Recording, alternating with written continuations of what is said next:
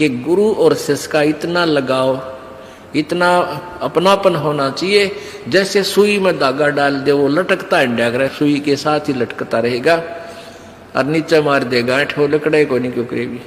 तो ऐसे अपना लगाओ अपने सच्चे गुरु में इत लगा लो। तो ये हुआ गुरु शिष्य का प्रेम, गुरु शिष्य का जो आपस में संबंध। जब हम यहां से जाएंगे तो आपकी यहां से मृत्यु होगी तो आपको गुरुजी ही इतना लगाव होना चाहिए गुरुदेव में कि हमने जो कुछ नहीं चाहिए, परमात्मा गुरुजी आज्ञा पाओ मेरे। तो वो फिर ऐसे आप सीधे वहीं पहुंच जाओगे जहां आशा था वासा हुई। तो अब जैसे गुरु और शिष्य का ऐसे लगाव होना चाहिए जो सुई में डोरा रे। तो ऐसे कहा कि फिर शब्द गुरु चित चेला रे। जो मंत्र गुरु जी ने आपको दे दिया वो तो तेरा शब्द, और इस चित्त ने, इस मन ने उस शब्द जो मंत्र दे रखा है उसका चेला बना दे। इस मन को उस मंत्र का, इस सुरत शब्द समावे। तेरी सुरती, तेरी मन, तेरी आत्मा उस दिए हुए मंत्र के साथ ऐसे चिपकी रहे, ऐसा ध्यान रखे, इतना उसका सेवन करे जो सुई में डोरा रे। यानी ऐसे सुरत और शब्द इसको बोलते हैं। जो गुरुजी ने मंत्र आप दिया है उसके साथ इस मन को इतना जोड़ दे जैसे गुरु और चेले का प्यार हो। तो अब कहते हैं सुर कहे कबीर सुनो भी साधो, अब शब्द गुरु चित चेला रे। गुरु और शिष्य का जो लगाव है ऐसा ही इस मन को इस मंत्र के साथ ऐसा लगाव लगा, यानी एक पल बीच न दूर ना हो दे। होले सुहागण सुरता चार मालिक गुर जाना है हेतु तो। होले सुहागण सुरता चार है तेरा सुन शिखर बरतार मालिक गिर जाना। ये सुबह आपको सुना दिया था, अब रह रहकर इसका विश्लेषण कर रहे हैं। अब नित्यानंद जी, ये तो कबीर जी का अमानी जो आगे आपको सुनाई जा रही है। इससे पहले संतों शरण लाग के सुरत शब्द समाह, शंख शंकों को सत्रे पिया का देश, और एक पलक में पाइए ले सतगुरु उपदेश। ये ठीक है कि एक पलक में पाइए ले सतगुरु उपदेश। अब 16 शंख कोश की दूरी पर सतलोक है पाताल लोक से, और पूरे संत से नाम लेने के बाद फिर देर नहीं लगे मालिक पाने की। लेकिन आपके अंदर आपके हृदय में ऐसी श्रद्धा मर्यादा अंतिम श्वास तक बनी रहे। सुन सलहली सैल है गगन मंडल के माँ, और प्रेम बिना पावे नहीं चाहे कोट समाधि ला। जब तक आपका प्यार मालिक नहीं उमड़ेगा इतना भगवान मिले नहीं। और वर्क डन मिलेगा, किया कर्म अवश्य मिलेगा। जो साधना आप कर रहे हो, भक्ति कर रहे हो, दान कर रहे हो, ये मिल अवश्य, ये जरूर मिल जाएगा, लेकिन मालिक नहीं मिल पाओगा जब तक प्यार नहीं उमड़ेगा। अब कैसे प्यार कैसे उमड़ेगा भाई? जैसे सूरज के आगे बदरा ऐसे कर्म सयारे। भाई प्रेम की पवन करे चितमंजन फिर जल के तेज नयारे। क्या बताते हैं परमेश्वर गरीबदास जी महाराज परमेश्वर को पाने की कैसी विधि बताते हैं कि जैसे सूरज के आगे बदरा ऐसे कर्म छयारे। हमारे पाप कर्मों की छाया आत्मा और परमात्मा के बीच में ऐसी होगी जैसे सूरज के सामने घनघोर घटा छा जाती है। वो घटा, फिर वो बादल कैसे वहां से दूर होते हैं। तेज हवा चलती है तो बादलों को तितर बितर कर देती है, और सूर्य का प्रकाश फिर ज्यों का तुम समक्ष होता है। तो ऐसे कहते हैं कि हम आत्मा और परमात्मा के बीच में जो पाप कर्म रूपी जो बादल हैं उनको कैसे दूर फेंका जाए, कैसे छांटा जाए, कैसे खत्म किया जाए। जैसे सूरज के आगे बदरा ऐसे कर्म छयारे। प्रेम की पवन करे चितवंजन झलक तेज नयारे। प्रेम की पवन, इन पाप कर्मों को काटने का, इनके हटने का क्या लक्षण होता है। आपको यहाँ बुलाया जाता है, ज्ञान सुनाया जाता है, आप जी को मंत्र दिए जाते हैं, आप जी को प्रेरित करके आपके हाथों से 2 पैसे दान करवाए जाते हैं, दंडवत प्रणाम कराई जाती है। इस सब का उद्देश्य है कि आपका हृदय इतना विनम्र हो कि परमात्मा की चर्चा चल की आंखों से आंसू की धारा बह जा, दरिया बह निकले, चर्चा चले एकांत में बैठ के या कहीं चर्चा चले जाता कि रह रह कर आंखों में आंसू आने लग जाएंगे। जब मालिक की चर्चा चलेगी तो समझो आपके पाप कर्मों के बादल कटन लाएंगे। जैसे सूरज के आगे बदरा ऐसे कर्म छयारे, ये प्रेम की पवन करे चितमंजन फिर झलक तेज नयारे। तो यहां नित्यानंद जी भी इसी का समर्थन कर रहे हैं। सुन सलैली गैल है गगन मंडल के मां, बिना प्रेम पावे नहीं चाहे करोड़ समाधि ला। और जब तक मालिक में प्यार नहीं होगा, उसकी चर्चा सुनते ही आत्मा में ये झड़ नहीं लगेगा आंसुओं का, तो तब तक बात काची रह रही है आपकी। लेकिन होगा, अभ्यास बढ़ाओ, मालिक की भक्ति करो, ज्ञान सुनो और अवश्य होगा। यही प्रोसीजर है। किसी के घने बादल हैं, किसी के थोड़े घने हुए भी इसी तरीके से हटेंगे, हवा चलती रहेगी, धीरे धीरे उनको इधर उधर कर दी।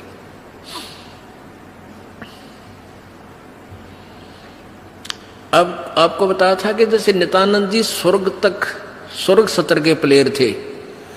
अब जैसे डिस्ट्रिक्ट लेवल पर यानी जिला स्तर पर बच्चे खिलाड़ी खेल खेलते हैं, नियम वही होते हैं उनकी एक ही जैसे, और जो राज्य स्तर पर खेलते हैं उनके भी नियम वही होते हैं, लेकिन लाभ गणा होता है।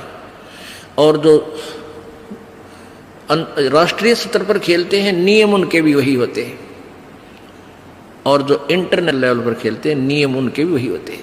तो नित्यानंद जी जो बता रहे हैं ये वही नियम वही है। अब क्या बताया उस परमात्मा की यहां जाने का। परमेश्वर क्या बताते हैं, होले सुहागण सुरता त्यार तुझे माल्य के घर जाना है। अब सुहागण कौन है और पारी कौन है? जिन आत्माओं को पूर्ण परमात्मा संत से प्रभु का नाम नहीं मिला तो वो तो कंवारी है, और जिनको परमात्मा का नाम मिल गया उनकी सगाई होगी परमात्मा से, गुरु बिचौले ने उनकी सगाई करवा दी। अब जिनको परमात्मा का नाम मिल गया तो आपकी सगाई होगी उस मालिक से, पूर्ण परमात्मा से, और गुरु बिचौले ने आपका यू नाता जोड़ दिया। तो इसलिए कहा कि होले सुहागण सुरता त्यार, जो उपदेशी आत्माएं हैं वो सुहागण हैं, और जिन्हें नाम नहीं लिया है वो अभी कंवारी है। और जो सुहागण होगी जिसकी सगाई हो जाएगी तो वह इंतजार वही आशा कर सकती है पिया के घर जाने की। कुंवारी का भी कोई ऊद सूद नहीं होती, लेकिन तरीका यही है पिया के घर जाने का, उनको भी सगाई करवानी पड़ेगी, नाम लेना पड़ेगा, गुरु बनाना पड़ेगा। तो उन सुहागन आत्माओं को, उपदेशी आत्माओं को परमात्मा कहते हैं होले सुहागन सुरता त्यार तन माल्य के घर जाना है। इब तुझे वहां जाने का तेरा काम बन गया, यानी स्टार्ट हो गया ये प्रोसीजर। ब्याह भी होगा, सगाई हुई है तो ब्याह भी होगा, ब्याह होगा तो फिर सारा काम होगा, पति के घर भी जाएंगे।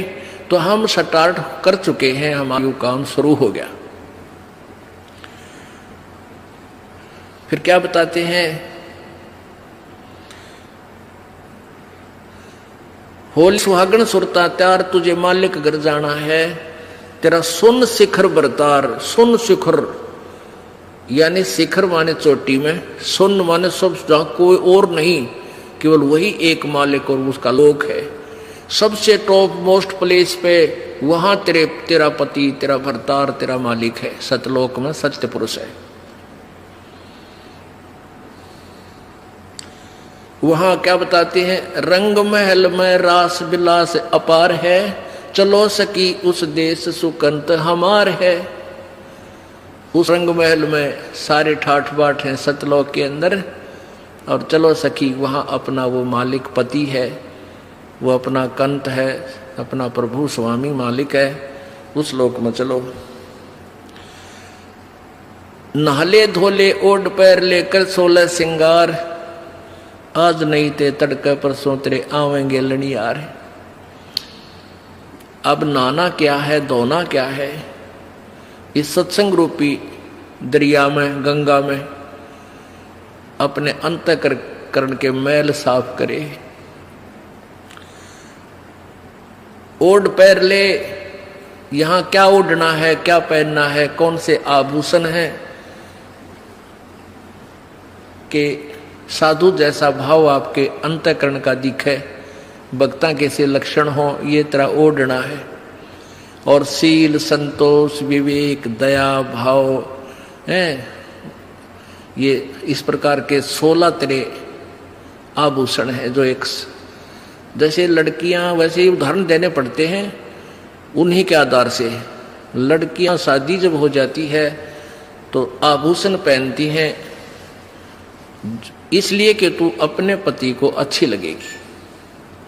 तो परमात्मा हमारा पति है, वो हम उसको कैसे अच्छे लगेंगे जब हमारे ये आभूषण होंगे, नम्रता होगी, दया होगी, शील, संतोष, विवेक से हम चलेंगे, किसी की आत्मा नहीं दुखावेंगे, हैं, दान धर्म करेंगे, सेवा करेंगे, तो तब उस मालिक को हम अच्छे लगेंगे, पसंद होंगे, तब वो हमें स्वीकार करेगा। और सुमन, ध्यान, भक्ति, ये पांचों यज्ञ करके अपनी कमाई करके अपना दहेज बना ले। फिर क्या बताते हैं, आज नहीं तो तड़के परसों, या अब तेरा कभी ना कभी जाने का समय अवश्य आएगा। तेरे साथ की कितनी जाली तू क्यों लारी वार, और गुड़िया खेलत न जन्म खो दिया लाया नहीं विचार। पहले हम बालक से थे, आजकल तो वो सारा छूट गया प्रोसीजर, तो मॉडर्न सिस्टम हो गया, बालक खेल भी गेला, कंप्यूटर तो खेल रहे हैं। पहले क्या था, हम छोटे छोटे बालक थे, उस समय जैसे दहेज देते थे लड़कियों को, तो उनका के देश था, ऐसे कोई क्या करते थे, लड़की को भेजना होता था तो उसके लिए कपड़े लाते, तो उसको क्या बताया जाता था कि इसको आगे वाली इसकी जो ना सास, ननंद, पितृष्ट और आसपास की जितनी लेना देना होता है, तो उनकी न्यों क्या करते, 40 तीड़ अग्निया की लाइयो, 40 सूट, तीड़ तना समझते होंगे आजकल के बच्चे, पहला घाघरा हुआ करता है सब बारह, और उसको ऊपर एक कुर्ता, एक चुंदड़ी, उसने तिल बोलिया करते। तो न्यों क्या करते, ये 40, और पहले दिखा करते उसको भेजने से पहले लड़की को, गांव की औरतें आती थी गीत गाती हुई, और वो देखा करती ये 40 तगलियां की हैं, ये 20 पछलियां की हैं, ये फलानियां की हैं, ये छोरी के हैं, ये दूसरे ससुरे की हैं, तो ऐसे बताते थे।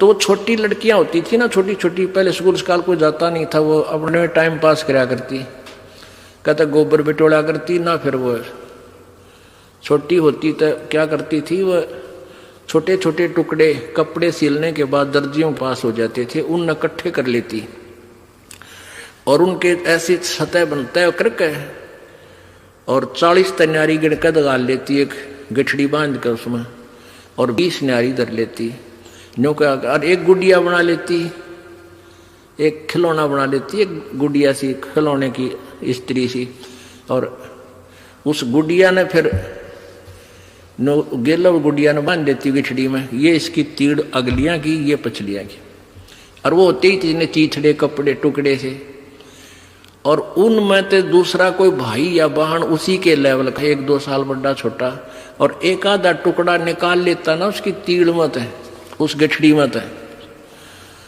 वो पोटली बांध रही थी वह, तो वह रोन लग जाती वह लड़की, अरे मेरी तीड़ काट ली, पापीटर रोवर रोटी नहीं खावे, और ओढ़ चीथड़े ने वह तीड़ बांध रही, वो सूट बांध रही पूरा, तो बालक थी। और जब उस बेटी वाली लड़की बड़ी हो जाती है, युवा हो जाती है, और फिर उसका ब्याह हो जाता है, उसका शादी हो जाती है, विवाह हो जाता है, फिर उसको वो ओरिजिनल तिल मिल रहा है, वास्तविक तिल मिल रहे हैं, उसने वो सूट मिल लेंगे 10-20 जो अभी उसके होते थे, तो फिर वह गुडिया लाना खेला है, क्योंकि वह सैनी होगी, वो मैच्योर होगी।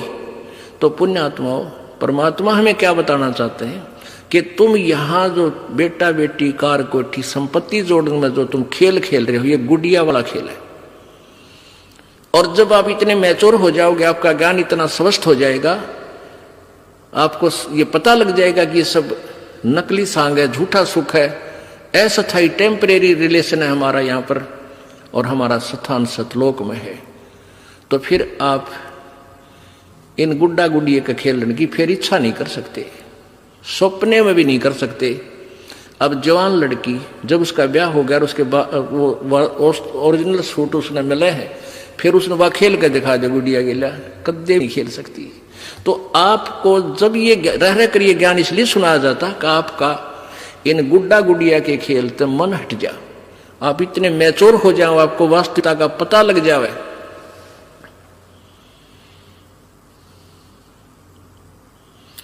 तेरे साथ किए कितनी जाली, तू क्यों लारी वार, गुड़िया खेलत जन्म गवाया, लाया है नहीं विचार, मालिक के घर जाना है। कितने ते गुड़िया खेल कर जन्म खो दिया अपना, सारा ये कार कोठी बेटा बेटियां की जोड़ तोड़ में लगा रहा। अब उस सच्चाई से परिचित हो, फिर पुनः इन गुड़िया से नहीं खेलेंगे। अब तो चलो हैं, अब का जावे कहाँ, फिर भक्ति से ज्ञान से और कुछ ही समय दिनों में ऐसा समाधान आपका प्रभु कर देगा। बालक बच्चे भी आपके भगवान से डरने वाले, महात्मा की भक्ति करने वाले होंगे, और कुछ दिनों में आपको फ्री कर देगा प्रभु।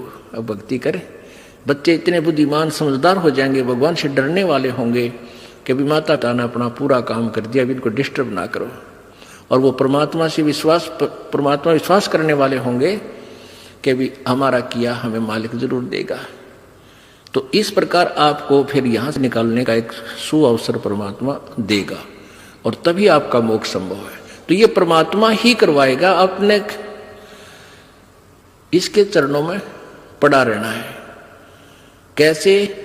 द्वार धनी के पड़ा रहे, धक्के धनी के खावे, 100 काल चकजोल ही पर द्वार छोड़ ना जावे। इसका यही तरीका फार्मूला बताया है कि अपने सच्चे सतगुरु के द्वार से दूर नहीं हो जा। चाहे कितना झटके पटके काल दे, आपको छोटी मोटी हानि भी होती होने दे, कोई वो भी मालिक की रजा है, उसमें आपके ना ही होने में आपका हित होगा, ये सत्य मान लेना। तो फिर आपने हर पहलू को अपनाना होगा कि राज्य क्रमता राम की रजा धरे जो शीस, दास गरीब दरस परस तिन बैठे जगदीश।